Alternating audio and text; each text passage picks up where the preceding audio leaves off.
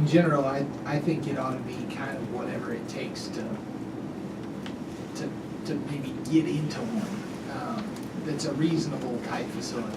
Meaning, it may not have to have all the latest bells and whistles if there is such a thing. It's kind of like buying cars. Like a water purification Yeah, system. there's stuff that you have to have and stuff that's maybe going above and beyond. And if that's what you want to do because of a marketing reason, and say, you know, our quality is to the higher level, that's fine. That's a business decision. I'm not for messing with that. But I do think if it's going to take $2 million to build one, that's the kind of thing we ought to try to mimic. I agree. Well, I mean, this is one I want to throw out. So you're saying $2 million to set aside, $2 million to build a facility. They're already at $4 million. Well, I think the They difference. can't make any money in a year. That's my only feeling. Well, and I think that's, I guess maybe it's my understanding of how a bond works. The bond isn't, you know, if you have facilities or something, it's generally cheaper to get a bond that says, you know, it's worth this much. It's somebody's, maybe you can help me here, explain it. It's basically saying, we know we have these kind of assets. So there's a liquidity portion, and that's almost like money in the bank somewhere, or investor money that's been put into the LLC or, you know, corporation, whatever. But the bond part of saying you're worth or you have assets of so much. Right, like in New York, you don't have to do both. It's either you show you have access to those assets, or you've gone to a bond company and they've said, you know, we will issue you a bond for that amount, because maybe you don't have ready access.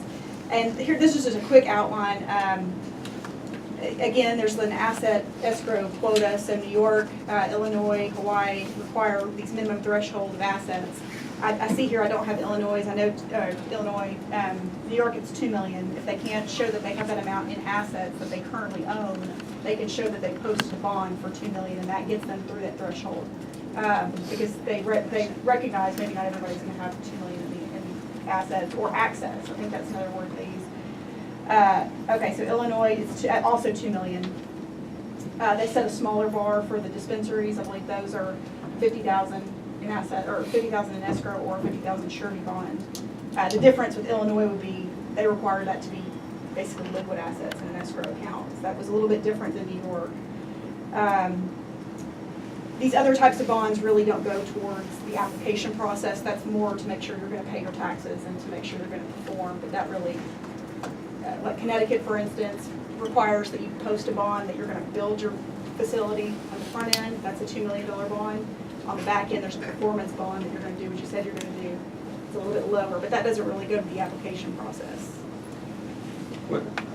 So we could do it then, you could just say you either, in either or, you either have $500,000 cash that you can access, or, and I don't think we need to put it at $2 million, because it is Arkansas. I don't, if Florida has $5 million, that sounds ridiculous. So maybe we go $1 million on a bond or something. I mean, that's, but it could be, it doesn't have to be both necessarily, correct? Sure. I mean, I think you guys. I mean, I like the One idea or the other. of, I like the idea of either prove to me you have these assets or put up the bond, if they want to do it that way. But I thought that the bond basically is proof of assets, correct? Is that what you're saying on the bond? Versus just so. Yes, Not necessarily. not necessarily. I mean, I guess my point would be, If you have $1 million in Let me- cash, you don't need to necessarily go, you got $1 million in cash, demonstrate you got $1 million in cash, there's no reason to get a bond on top of that. I mean, what, is there? I mean, what point would that serve for them? I don't know that it would. correct? I mean, think that's the point in having it in either or, is that some people may Right. not have those assets readily available, but they could go present to a surety company That they have. that Yeah. they're solid and they could get a bond. So we ought to do an either or, and we ought to do it, we need to set a cash amount and a bond amount. The bond amount maybe twice as much as the cash amount, because the bond amount doesn't mean you necessarily have to go through maybe a process to get. It wouldn't be Your liquid assets, assets. yeah. I mean, I think that's why there's two steps, and why you see that there's two steps in all of these states is, it's how much let me show you that I have the availability of funds to keep the thing running until, ultimately you start recouping some of your costs. And then, but it's also that I have the wherewithal to pull it off. So, I mean, I think that's why I like either doing the 2 million with the $500,000, 2 million in assets or some kind of proof of liquidity, and then say 500,000 in actual liquidity. Why different? Well, I think Because the, New York applicants show they have access to 2 million in assets. If they can't show that amount in assets currently owned, they show the posting of a bond. So they're equal, correct? So 2 million assets, 2 million bond. We don't need